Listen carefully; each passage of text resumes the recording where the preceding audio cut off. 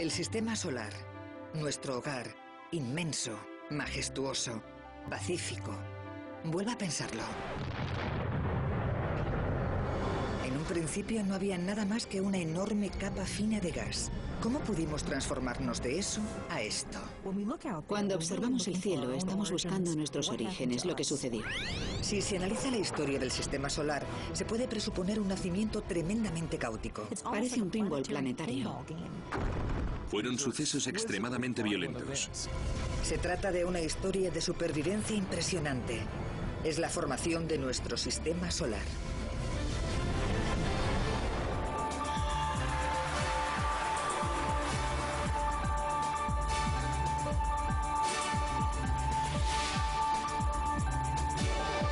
Ciencia al desnudo. El nacimiento del sistema solar.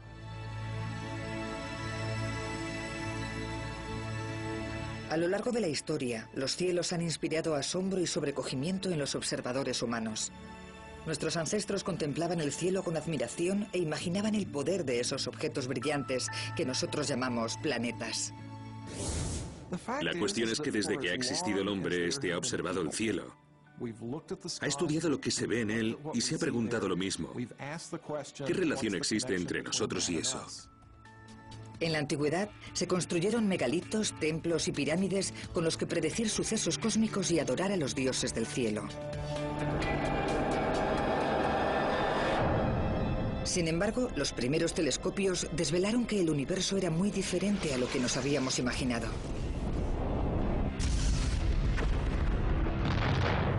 Empezamos a descubrir qué poblaba realmente el exterior. No solo dioses, sino planetas, estrellas e inmensas nubes de gas. En 1755, Immanuel Kant, científico y filósofo alemán, centró sus estudios en esas inmensas nubes o nebulosas hasta dar con una de las primeras teorías modernas que explican cómo se formó el sistema solar.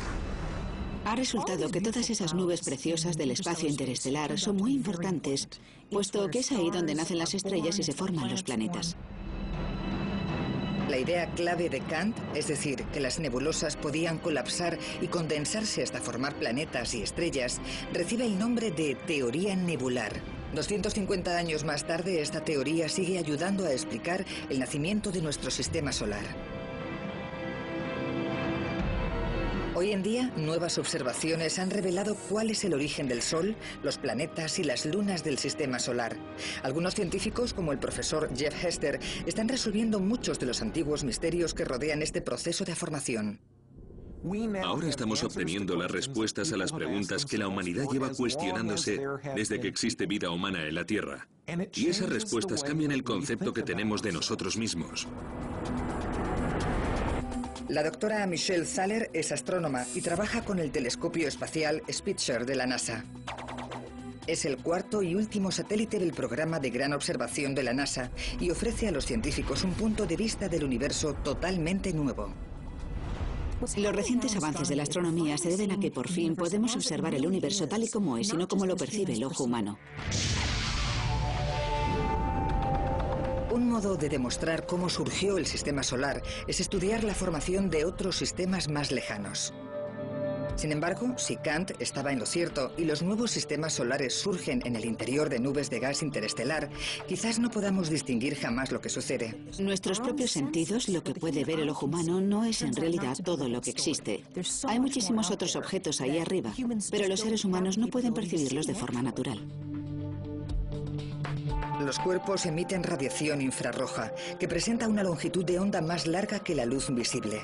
Por lo tanto, el polvo no la dispersa. Con los telescopios convencionales que emplean luz visible, no se puede ver el interior de una nebulosa cubierta de polvo. No obstante, los sensores infrarrojos a bordo del Spitzer sí que pueden. Los bomberos emplean el mismo principio.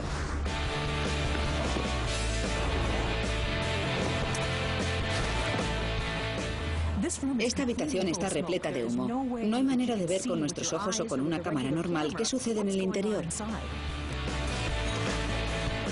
Por eso los equipos de bomberos emplean cámaras de infrarrojos para detectar a las personas que están en la sala, aunque en realidad lo que observan es el calor de su cuerpo. El Spitzer funciona del mismo modo, ya que consigue divisar planetas dentro de gigantescas nubes de humo y polvo, lo mismo que logran hacer estos chicos con personas. La luz visible se bloquea completamente con el humo y el polvo, pero la luz infrarroja presenta una longitud de onda más larga y es pura coincidencia que no haya elementos químicos que la detengan. Puedo ver que hay una persona ahí dentro. Señor, ¿puede oírme? ¡Despierte! ¡Fuego! ¿Está bien?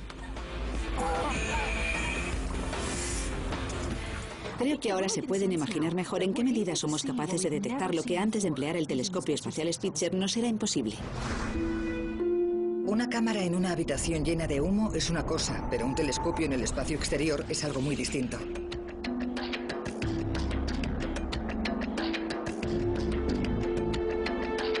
En tierra, Thaler y sus compañeros esperaban angustiados en 2003 los primeros datos del Spitzer. En juego, un punto de vista único de los orígenes del sistema solar.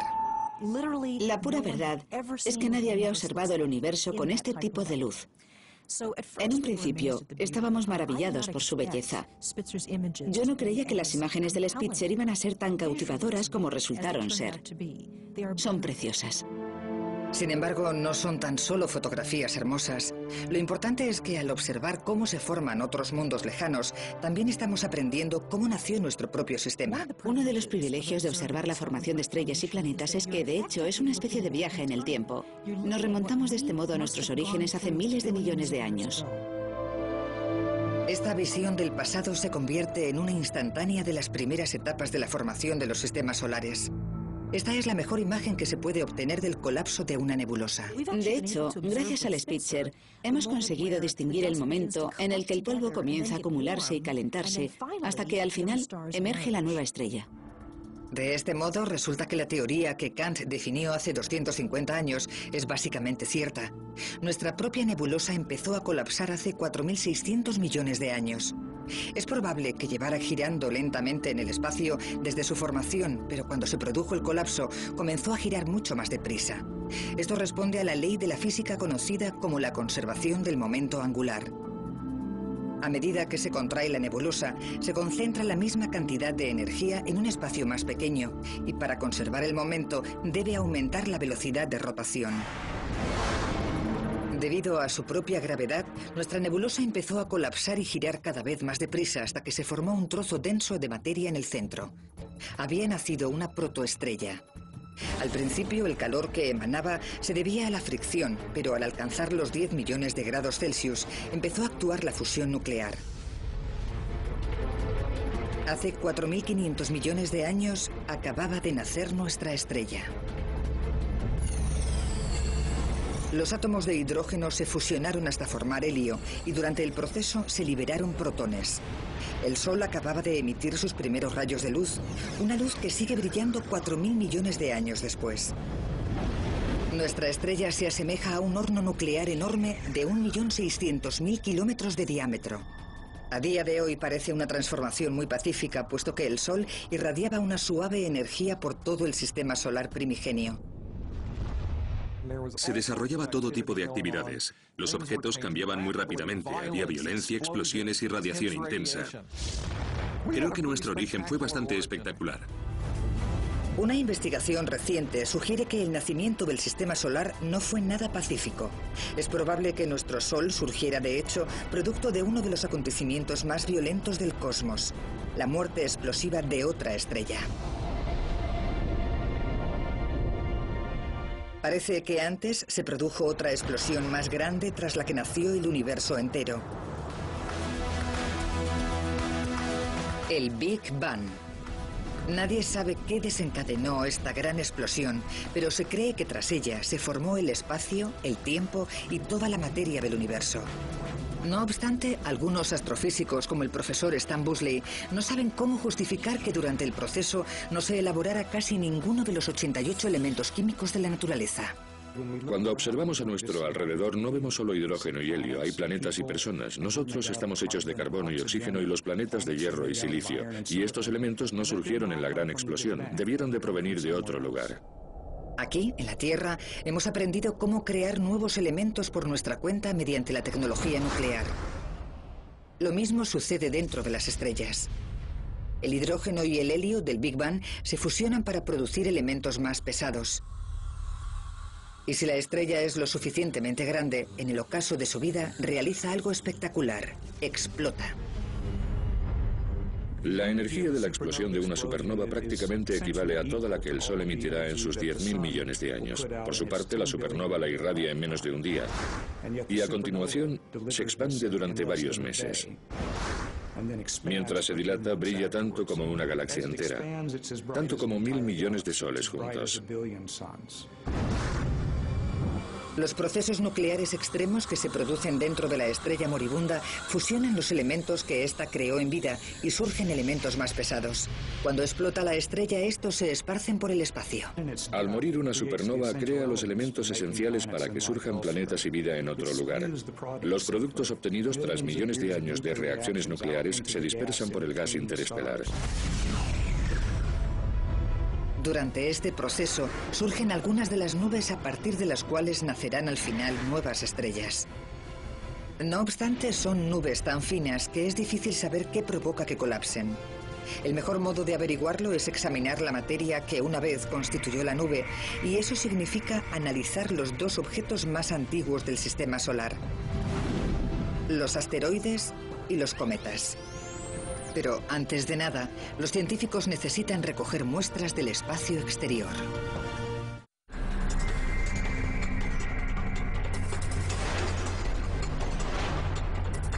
Los cometas son reliquias de los primeros días de existencia del sistema solar y pueden ofrecer datos que permitan entender nuestro origen. Sin embargo, para poder estudiarlos en profundidad, los científicos necesitaban muestras. En 1981, un hombre, el Dr. Peter Shaw de la NASA, empezó a trabajar en la idea de recolectar fragmentos de cometa. Es una especie de ciencia forense espacial. Algo parecido a lo que se ve en esos programas de televisión en los que buscan un fragmento de pintura o un pelo en la escena del crimen. Algo muy similar a lo que estamos intentando hacer nosotros. Shaw y sus compañeros diseñaron el Stardust, que debía viajar a más de 480 millones de kilómetros de la Tierra para recoger pequeños fragmentos del cometa Bill 2, pero había un problema. Las partículas de polvo iban a poseer una velocidad 6 veces superior a la de una bala, y pese a ello, Shaw necesitaba que llegaran a la Tierra intactas. Lo que necesitaba era un material especial que fuera capaz de contener una bala a gran velocidad, que pudiera capturarla sin romperla. Lo que necesitaba era recoger la bala sin que explotara. Shaw debió realizar más de 2.000 experimentos para perfeccionar el aparato que se iba a emplear en la pesca de cometas. Estaba fabricado con el mismo elemento químico que el vibrio, el dióxido de silicio, pero presentaba una densidad 1000 veces inferior a la de este. Shaw lo llamó aerogel de silicio con gradiente suave. Si existía algo que pudiera detener las partículas de cometa, era este material. Con las celdas de captura fabricadas de aerogel, la sonda estaba lista para izar el vuelo. Despegó el 7 de febrero de 1999 sobre un cohete Delta. Se enciende el motor y despega por fin la nave espacial Stardust, que volverá convertida en una máquina del tiempo llena de elementos procedentes de la formación del sistema solar. Su viaje de más de 3.200 millones de kilómetros duró casi 5 años, pero por fin llegó la noche del encuentro con el cometa. Desde la sala de control, todo lo que podían hacer Shaw y sus compañeros era esperar. Habíamos realizado muchas simulaciones, pero la pregunta seguía siendo si iba a cruzarse con un cometa. Y si no era así, ¿habría recogido algo de materia después de todo? Hubiera sido algo terrible que a la vuelta no trajera nada en su interior. Finalmente, en 2004, la cápsula entró en la atmósfera de la Tierra. Aterrizó sin problemas y los científicos se apresuraron a transportar el valioso cargamento al laboratorio. En cuanto lo abrieron, supieron que la misión había sido un éxito. Si se hubiera capturado una sola partícula que podía verse sin necesidad de un microscopio, me hubiera dado por contento, pero es que había más de 3 docenas. Fue un logro increíble. Eran las primeras partículas de cometa que llegaban a la Tierra en perfecto estado. Quizás los fragmentos fueran pequeños, pero contenían muchísima información. Tardaremos muchos años en comprender realmente cómo se formó el sistema solar, porque nos llevará un par de décadas exprimir todo lo que se pueda de las muestras del Stardust. Puede que el equipo deba esperar décadas hasta obtener todos los resultados, pero mientras tanto, otros científicos lo intentan con otro enfoque. Los cometas no son la única fuente de materia procedente del sistema solar. Los meteoritos también son antiguos y presentan una gran ventaja. Vienen a nosotros. Lo sorprendente es que cada vez que se data un meteorito en el laboratorio, se obtiene casi siempre la misma respuesta. 4.500 millones de años. 4.500 millones de años. Por tanto, estos fragmentos son restos del sistema solar primigenio. En consecuencia, lo que se tiene en la mano es una pieza clave que relaciona el inmenso universo con cualquier individuo, con nuestra existencia en general y con la historia que ha hecho que lleguemos hasta aquí.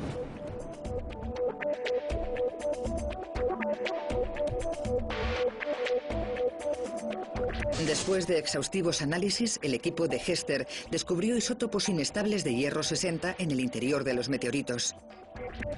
Fue algo totalmente inesperado. El hierro 60 se desintegra con relativa rapidez, así que debía de proceder de algún sitio cercano. Si hubiera atravesado una gran distancia, habría tenido suficiente tiempo para descomponerse en otro isótopo antes de que el meteorito lo atrapara. Solo una supernova puede fabricar hierro 60, así que tuvo que haber una en activo cerca del joven Sol. Fue sorprendente que obtuviéramos una prueba tan irrefutable de que el joven Sol, el sistema solar primigenio, estuvo rodeado de un ambiente violento cerca de una estrella enorme y que sufrió la explosión de una supernova. Nos dimos cuenta de que ese hecho iba a modificar el modo de comprender lo que ocurre en la actualidad y lo que había sucedido en los orígenes del sistema solar. A pesar de las fuerzas violentas que se despertaron, puede que nuestro sistema solar se formara junto a una supernova. Estos hechos son tan violentos que redefinen todo lo que le rodea. Las ondas de choque procedentes de la explosión de supernovas impactan en todo lo que se encuentra a 20 años luz a la redonda. Es la consecuencia de la onda expansiva de una bomba galáctica. Lo prodigioso es que fuera exactamente esa fuerza destructiva lo que se necesitaba. La onda expansiva puede hacer que se concentre la materia dispersa del mismo modo como se recoge el polvo con una escoba. Por consiguiente, el colapso de nuestra gigantesca nube de polvo pudo haberse visto inducido por la explosión de una supernova cercana. Las ondas de choque hicieron que se comprimiera el gas que había a años luz, y es esta compresión la que provoca el nacimiento de otras estrellas. Quizás la onda expansiva amontonara la materia de nuestra nebulosa y cuando estuvo lo suficientemente comprimida empezó a hacer su efecto la gravedad y se inició el colapso. En el interior de la nebulosa, girando alrededor del joven Sol, comenzaron a tomar forma los planetas. Hoy en día los científicos empiezan a comprender los sorprendentes procesos que los crearon.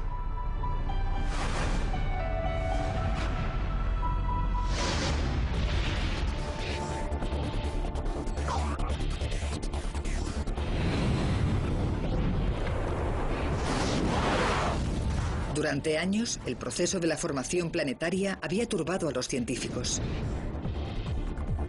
Algunos astrónomos creen que los planetas crecieron dentro de la nube de partículas de gas que rodeaba al Sol recién nacido. Sin embargo, esta materia estaba demasiado dispersa como para que la gravedad provocara que se amontonase. En 2003, unos cuantos experimentos informales a bordo de la Estación Espacial Internacional lanzaron algo de luz sobre este antiguo misterio.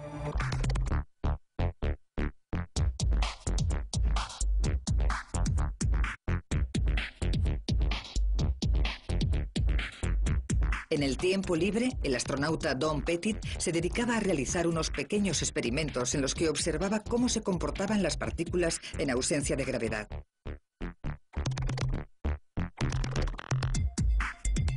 Tomaba diferentes tipos de granos, de café, azúcar y sal y los colocaba en bolsas. Después contemplaba cómo empezaban a unirse unos a otros. Se dio cuenta de que la fricción que surgía entre las partículas cuando chocaban dentro de la bolsa creaba una carga electroestática que las atraía entre sí hasta que se formaban trozos de materia. Esas mismas cargas electroestáticas también habrían aparecido si el experimento se hubiera realizado en la Tierra, pero en nuestro planeta la potente fuerza de la gravedad habría hecho imposible observar esos mismos resultados. Petty y sus compañeros se dieron cuenta de que lo que ocurría en ausencia de gravedad dentro de la estación espacial podría haber sucedido del mismo modo en el ambiente de gravedad cero del sistema solar primigenio. Las partículas del disco protoplanetario cargadas debieron de comenzar a atraerse. Entre los científicos planetarios como Jack Lissauer, este proceso recibe el nombre de acreción. Observamos signos de acreción en nuestra vida diaria. Por ejemplo, las gotas de lluvia se condensan en pequeñas gotitas alrededor de motas de polvo y colisionan unas con otras cuando caen. Del mismo modo, las partículas colisionan dentro de la nebulosa solar y se convierten en objetos más grandes. Cuando los fragmentos alcanzan el tamaño de una montaña, empieza a actuar la fuerza gravitatoria, más potente que la fuerza electrostática, así que se acelera el proceso. En un periodo de 1 millón de años, esos fragmentos pueden convertirse en planetesimales, o partes de planetas, que con el tiempo formarán un planeta entero. La gravedad mantiene a los planetas en sus órbitas alrededor del Sol. De siempre se entendía que se trataba de una misteriosa fuerza, pero desde Einstein los científicos tienen un concepto diferente de la gravedad.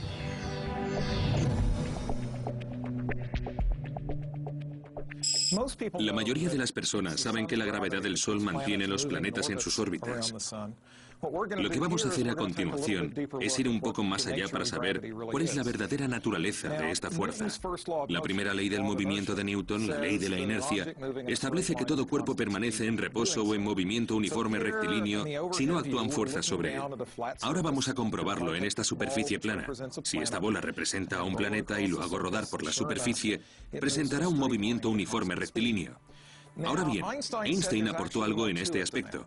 Einstein aseguró que si se toma una masa, por ejemplo, la masa del Sol, que representamos aquí con este émbolo, esa masa tendrá el efecto de distorsionar la relación del espacio-tiempo. A nosotros no nos parece que está distorsionada. Desde arriba sigue siendo la misma superficie plana de antes, que se asemeja a un tablero de ajedrez. Sin embargo, no hay duda de que no es idéntica porque cuando se toma un planeta y se lanza a este espacio-tiempo distorsionado, intenta llevar un movimiento rectilíneo, pero no puede seguir una línea recta. En cambio, al final resulta que se mueve en torno a un objeto central en una órbita. Y este efecto del espacio-tiempo curvo recibe el nombre de gravedad. La gravedad ejerce la misma fuerza en todas direcciones y su efecto es siempre atraer la materia hacia el centro del cuerpo. En consecuencia, cuando es lo suficientemente potente, puede convertir cualquier objeto en una esfera. Por esta razón, todos los planetas del sistema solar son esferas prácticamente perfectas. Si su diámetro sobrepasa los 480 kilómetros, no pueden presentar otra forma. Todos los planetas son más o menos esféricos y todos proceden del mismo disco original. No obstante, son mundos totalmente distintos. Por ejemplo, Marte está formado por rocas mientras que Júpiter lo está por gases. Estas diferencias se explican con una ley fundamental de la física.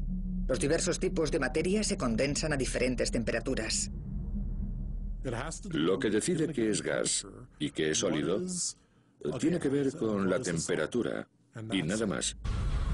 En un principio, toda la materia existente alrededor de nuestra joven estrella estaba tan caliente que se presentaba en estado gaseoso. Después, a medida que iba alejándose, fue enfriándose y la materia se condensó, igual que los copos de nieve que se forman en la Tierra. En el sistema solar interno, que estaba más cerca del Sol, la temperatura era elevada, demasiado elevada para que se condensen el gas o el hielo. A esa distancia se evaporarían de forma instantánea. Sin embargo, las partículas metálicas no tienen problema en ese ambiente y, por lo tanto, surge el planeta más metálico, Mercurio. El astrofísico Steve Dees es una autoridad en formación planetaria. Su investigación le ha llevado a comprender la hostilidad que debe reinar en Mercurio. No hay atmósfera ni océanos, solo hay roca y la zona que está orientada hacia el Sol alcanza tal temperatura que, por ejemplo, el plomo se fundiría sin problemas. Llega a haber cientos de grados Celsius. Ese calor sofocante se debe a que Mercurio está muy próximo al Sol, prácticamente a 1/3 de la distancia entre este y la Tierra. A medida que nos alejamos, desciende la temperatura unos 500 grados centígrados. En este ambiente se condensan partículas más rocosas. En consecuencia, en esta región se formaron Venus, la Tierra y Marte.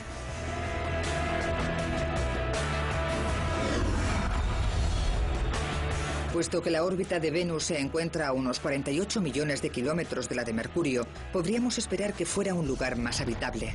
Venus es posiblemente el lugar del sistema solar que más se acerca a nuestro concepto de infierno. La presión es tremenda, la temperatura es muy elevada y llueve ácido sulfúrico. A 42 millones de kilómetros de allí se encuentra nuestro planeta Tierra. La Tierra ha recibido el apodo de Ricitos de Oro. No es muy cálida ni muy fría.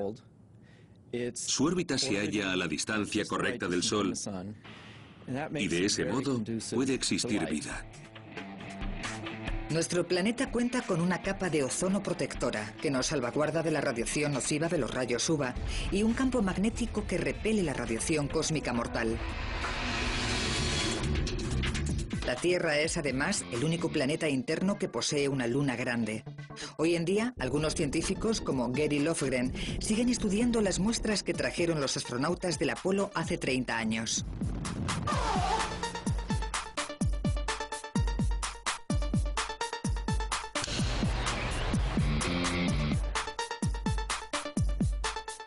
Lofgren trabaja en las instalaciones de almacenamiento lunar donde la NASA guarda la mayor parte de los 380 kilogramos de roca que recogieron de la Luna. Durante años, los científicos los han estado analizando para descubrir cómo se pudo formar la Luna y el resto del sistema solar.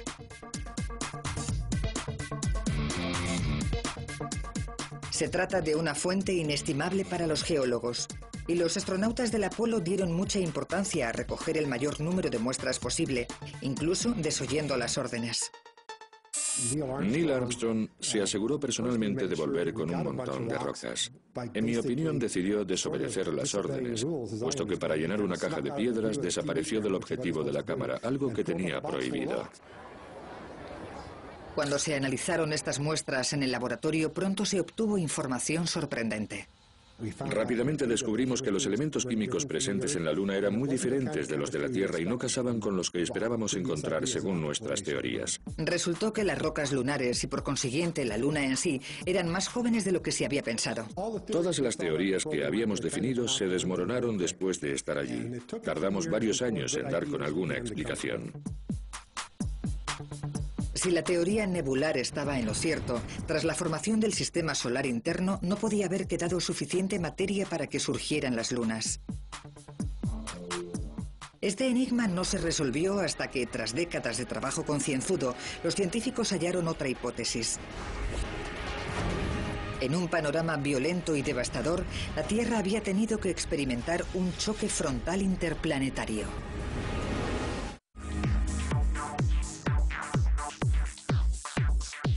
En 1969, Neil Armstrong fue el primer hombre que caminó sobre la Luna.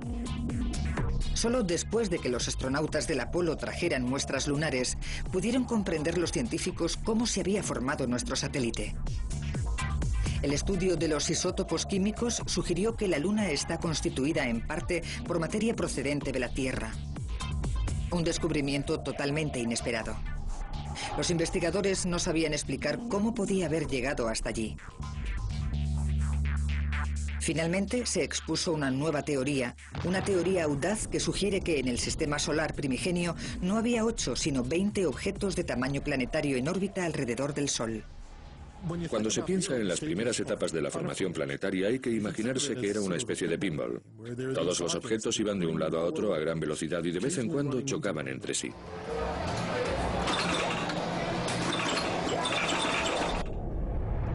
Hace 4.530 millones de años, la joven Tierra chocó frontalmente con un objeto llamado Theia, un cuerpo del tamaño de Marte. Si se produjera esa colisión hoy en día, probablemente conllevara el fin de la humanidad.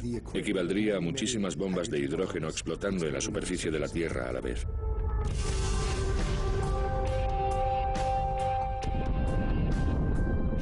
Fue un impacto atroz. El golpe fue tan fuerte que, en consecuencia, miles de millones de toneladas de roca se libraron de la fuerza de la gravedad y se diseminaron en el espacio. La materia quedó atrapada por la fuerza gravitatoria de la Tierra y entró en órbita. Durante varios millones de años, fue amalgándose hasta convertirse en la Luna. Esta colisión reafirma la supuesta violencia reinante en el sistema solar primigenio. Por entonces, un número infinito de cuerpos giraban en órbitas caóticas. A menudo causaban estragos, pero algunos objetos se transformaron en elementos permanentes de nuestro sistema. Por ejemplo, se cree que los dos satélites de Marte, Phobos y Deimos, eran asteroides captados por la gravedad de Marte. Estas dos lunas son relativamente pequeñas. Incluso Phobos, la más grande, no es más que una 10ª parte de la Luna. Aunque Marte en sí mismo mide 1/3 de la Tierra, presenta los rasgos más extraordinarios del sistema solar. Marte es un planeta espectacular, un paraíso para los geólogos. Por ejemplo, se puede encontrar el cañón más grande de todo el sistema solar, el Valles Marineris, que presenta afluentes laterales que eclipsarían el Gran Cañón de la Tierra. Su tamaño es aproximadamente el de Estados Unidos. Además cuenta con el volcán más grande de todo el sistema solar, el Monte Olimpo, que haría parecer pequeño al Everest.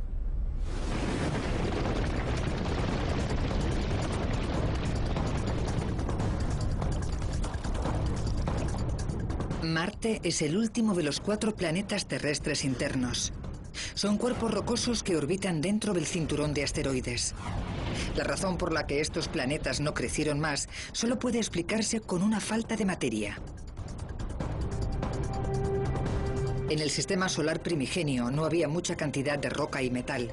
Constituían un 0,6% de toda la materia disponible. Además, los planetas internos no podían acumular componentes gaseosos porque hacía demasiado calor para que se condensaran. Por lo tanto, todos los gases se solidificaron más lejos. Pero antes de llegar a esa zona y a los planetas externos, hay que atravesar el cinturón de asteroides. La ciencia ficción ha dado la imagen de que es una zona abarrotada y difícil de cruzar. En la actualidad sabemos que en el cinturón hay por lo menos decenas de miles de asteroides que llegan a los 2 kilómetros de diámetro. Sin embargo, sería bastante improbable que una nave pilotada chocara contra uno. De hecho, debemos ser muy meticulosos si queremos que alguna sonda espacial alcance un asteroide, porque la distancia media que existe entre uno y otro puede ser de más de 1,5 millones de kilómetros. Tras atravesar el cinturón de asteroides, nos topamos con una frontera crítica invisible. Recibe el nombre de línea de temperatura crítica. Tras cruzar esta frontera espacial, a unos 450 millones de kilómetros del Sol, nos encontramos con planetas completamente diferentes. En algún lugar del cinturón de asteroides había una línea de temperatura crítica a partir de la cual hacía el frío suficiente para que se condensara el agua. Esta transición fue gradual, pero muy importante. Más allá de esta línea, los llamados planetas externos fueron tomando forma. Son mundos muy diferentes comparados con los planetas internos, y esto se debe al tipo de sustancia que se condensa en esta zona más fría. A una temperatura de menos de 37 grados Celsius, los compuestos de hidrógeno, como el agua, el metano y el amoníaco, son capaces de condensarse, y en el sistema solar primigenio había billones de esos elementos. Sin embargo, los planetas externos debieron alcanzar una masa 10 veces superior a la de la Tierra para empezar a crecer. Esa cantidad de masa es la que les proporciona la fuerza gravitatoria necesaria para atraer a billones de toneladas de gas. Como una bola de nieve. Cuanto más grande eran los planetas, mayor cantidad de gas atraían. Debió de ser una carrera contrarreloj para ver cuál de los dos núcleos crecía más deprisa, teniendo en cuenta que el disco de gas que los rodeaba era limitado. Dio la casualidad de que Júpiter y Saturno estaban en el lugar adecuado. Rápidamente se convirtieron en superplanetas gigantes. Y puesto que en la actualidad están formados por un 90% de gas, también se les conoce como los gigantes gaseosos. El más grande es sin duda Júpiter. Este planeta gigantesco posee una masa que es 300 veces superior a la de la Tierra, mientras que su volumen es 1000 veces más grande. Según Hal Levison, tenemos suerte de que Júpiter sea tan inmenso, ya que la gravedad de este planeta es tan poderosa que a menudo desvía la trayectoria de algunos cometas que, de otro modo, penetrarían en el sistema solar interno. De hecho, Júpiter es el hermano mayor que nos protege del medio hostil que existe más allá de su órbita. Y en particular, nos salvaguarda de esos pequeños cometas helados que podrían chocar contra nosotros. Sin embargo, Júpiter los desvía al exterior del sistema solar. Saturno es el segundo planeta más grande del sistema solar. Y resulta que tenemos suerte de que no creciera más. Según los experimentos que hemos realizado, si hubiera habido en un mismo sistema solar 2 planetas del tamaño de Júpiter, habrían acabado por atraer al resto de planetas. Nosotros estuvimos muy cerca porque Saturno no es mucho más pequeño que Júpiter. Casi no nos convertimos en un sistema solar estable. Con que hubiera crecido un poco más, no estaríamos hoy hablando de ello.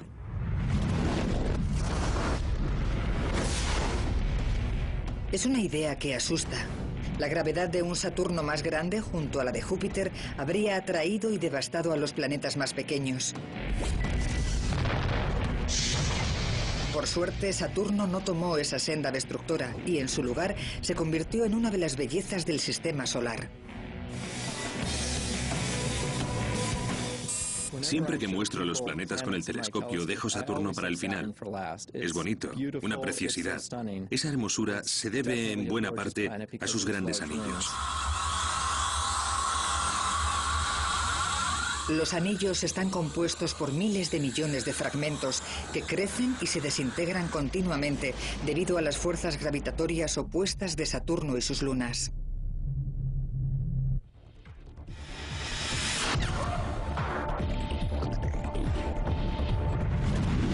Urano se halla a casi el doble de distancia del Sol que Saturno. Tanto este planeta como Neptuno son mundos helados con mucho menos gas que los gigantes gaseosos. En cierto sentido, llegaron al banquete demasiado tarde. Urano es un lugar muy sencillo de color verde azulado gracias a la capa de metano que recubre su atmósfera. Debido a esa lejanía, no se convirtió en un gigante de gas, sino en uno de hielo. La temperatura media alcanza los 200 grados bajo cero. Desde que Plutón se ha visto degradado a la categoría de planeta enano, Neptuno, de color azul, es actualmente el último planeta. Hasta hace poco se pensaba que estos cuerpos marcaban el final del sistema solar. Nuestro concepto del sistema solar cambió drásticamente en 1992 cuando se descubrió una estructura que llamamos el cinturón de Kuiper. A unos 45 millones de kilómetros del Sol, se ha calculado que este cinturón alberga unos 70.000 pedazos grandes de hielo. Está compuesto por todos los restos procedentes de la formación de los planetas que, por así decirlo, no llegaron a cuajar. Después, a una distancia del Sol 1000 veces superior, se encuentra la misteriosa nube de Oort, formada por más de 1 billón de cometas.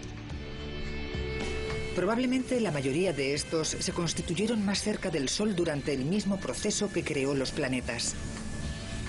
Sin embargo, puede que la fuerza gravitatoria de los jóvenes Júpiter y Saturno forzara la ampliación de la órbita de estos cometas, que, por tanto, quedaron relegados a los confines del sistema solar. A casi 1 año luz del Sol, los bordes externos de la nube de Oort configuran, esta vez sí, la última frontera. Se han descubierto miles de millones de estrellas más allá de nuestro sistema solar, muchas con planetas propios. Durante mucho tiempo el santo grial de la astronomía fue encontrar un planeta en órbita en torno a una estrella, puesto que el único sistema solar y los únicos planetas que conocíamos eran los nuestros. ¿Qué aspecto iba a tener ese primer planeta extrasolar? En 1992 llegó el descubrimiento que se estaba esperando. Se detectó por primera vez un planeta extrasolar. Un planeta que orbita alrededor de una estrella lejana. El primer planeta que descubrimos fuera del sistema solar resultó ser más grande que Júpiter y estar ubicado muy cerca de su estrella. Este hecho desbarató todos los conceptos que se tenían de los sistemas solares. Es imposible que un objeto tan grande se forme tan cerca de una estrella, porque en realidad no hay suficiente materia. La naturaleza de estos planetas no cuadra con los modelos que explican la formación de los sistemas solares y no se trata de un problema que afecte solo a los mundos lejanos. Cuando se vuelve a estudiar el sistema solar, se comprende que la teoría que hasta ahora definía la formación de los planetas no es totalmente exacta. Es interesante intentar aplicar nuestros modelos, nuestros conceptos de la formación de los planetas a, por ejemplo, Urano y Neptuno. No cuadran. Es imposible que esos planetas se formaran donde se encuentran actualmente. La razón es que no pudo sobrar tanta materia a esa distancia del Sol como para que surgieran estos dos planetas. Es un misterio. Parece que Urano y Neptuno están en el lugar equivocado. Y este es uno de los diversos enigmas que la teoría nebular no puede explicar. También se encuentra la incógnita del cinturón de Kuiper. Según ese modelo, no debería hallarse allí. Pero lo más sorprendente es que parece que todos los cráteres de la Luna tienen la misma edad. Todos estos problemas amenazan con desacreditar la teoría de la formación del sistema solar.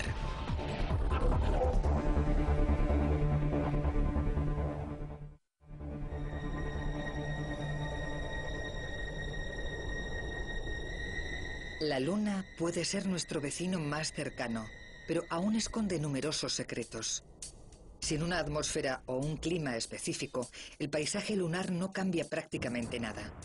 Por consiguiente, se creía que una serie de bombardeos cada 1000 años era suficiente para explicar su superficie agujereada. Sin embargo, las misiones de los Apolos recogieron muestras de roca lunar, entre las que se incluían los restos procedentes de antiguos impactos. Los resultados de los análisis contaron una historia muy diferente. A medida que estudiábamos la Luna, quedaba claro que un gran número de los cráteres surgieron hace unos 3.900 millones de años, y por tanto durante esa época debió de haber una concentración elevada de colisiones. Los geólogos lunares emplean métodos de datación radiométrica para determinar la edad de las muestras. Fue una gran sorpresa descubrir que la mayor parte de los cráteres se formó en un periodo relativamente breve de bombardeos.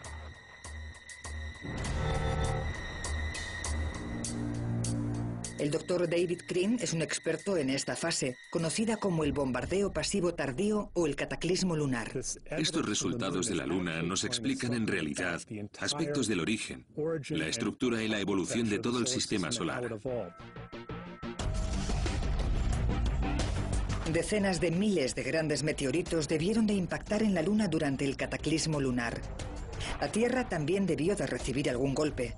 Hoy en día, en la superficie de la Tierra, solo perduran los cráteres más jóvenes, como estos de Arizona, que tienen entre 20.000 y 50.000 años. La mayoría han desaparecido, pero hace 3.500 millones de años no había manera de evitar los impactos. Estamos hablando de entre 20.000 y 40.000 meteoritos con la suficiente energía para cambiar la situación del planeta. ¿De dónde provenía tan alto número de objetos? Dentro de los cráteres producidos por los impactos hemos hallado restos químicos de los objetos que los provocaron y parece que formaban parte del cinturón de asteroides. Esta hipótesis cuadra. Los objetos que una vez golpearon la Tierra corresponden químicamente a las rocas que forman el cinturón de asteroides, así que se sabe con seguridad de dónde provenían. No obstante, hoy en día, la mayoría de los asteroides recorren órbitas estables. No se encuentra causa aparente que justifique la entrada de miles de ellos en el sistema solar interno. Por lo tanto, el bombardeo seguía siendo un enigma. En 2004, Hal Levison dio con una hipótesis. Con un equipo internacional, definió un nuevo modelo para explicar la formación del sistema solar. Fue una especie de luz que me iluminó. Estaba sentado en el despacho y de repente me di cuenta de que acababa de solucionar un problema en el que llevaba gente trabajando décadas. En esos momentos era el único en toda la historia de la humanidad que había llegado a comprender el problema. La teoría de Levison asegura que los planetas se formaron en órbitas muy diferentes, pero que se movieron después.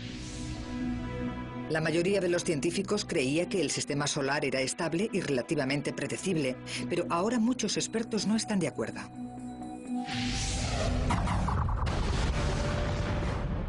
Quizás se deba a la sabiduría popular. Posiblemente los astrónomos jamás se plantearon que los planetas no hubieran nacido donde los vemos en la actualidad, pero estos experimentos numéricos demuestran que migraron y que incluso llegaron a chocar entre sí hasta cambiar de orden. Es algo sorprendente y nuevo. Según las simulaciones de Levison, Júpiter y Saturno se atraían cada vez que sus órbitas se acercaban, pero en general estas fuerzas se anulaban. Solo cuando Júpiter giraba alrededor del Sol al doble de la velocidad de Saturno ocurrió algo espectacular. Recibe el nombre de resonancia de 2 frente a 1 y ocurrió hace 3.900 millones de años. Esa posición hace que se muevan y se agiten los planetas. En lugar de anularse, las fuerzas gravitatorias de ambos planetas tomaron la misma dirección. Levison lo compara con empujar un columpio. Cada empujón hace que éste suba más alto. En el caso de Júpiter y Saturno, esos empujoncitos gravitatorios provocaron que crecieran sus órbitas hasta donde se encuentran hoy. Pero ese proceso también afectó al resto de planetas. Urano y Neptuno no pudieron soportarlo y se volvieron locos. Sus órbitas empezaron a cruzarse, la fuerza de la gravedad los atraía, o uno acababa en el exterior mientras el otro se veía arrastrado al interior. También giraron en torno a Júpiter y Saturno. Según esta teoría, es probable que Urano y Neptuno cambiaran de lugar y en consecuencia expulsaran cientos de asteroides fuera de sus órbitas. Solo pudo reinar el desastre. Algunos asteroides se vieron expulsados al exterior mientras otros se dirigían al Sol.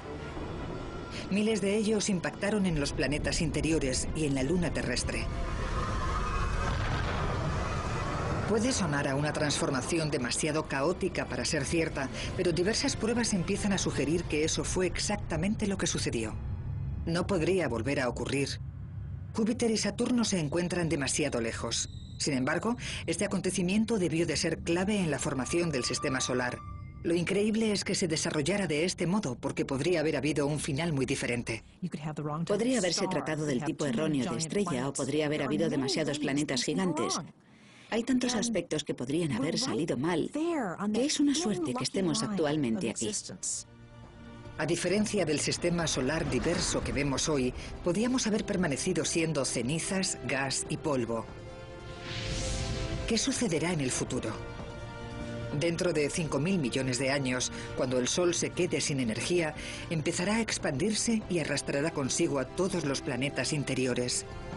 Algunos sobrevivirán como mundos fantasmagóricos en órbita alrededor de una estrella muerta. No podrá ser de otra manera. Pero, de momento, tenemos suerte de seguir con vida.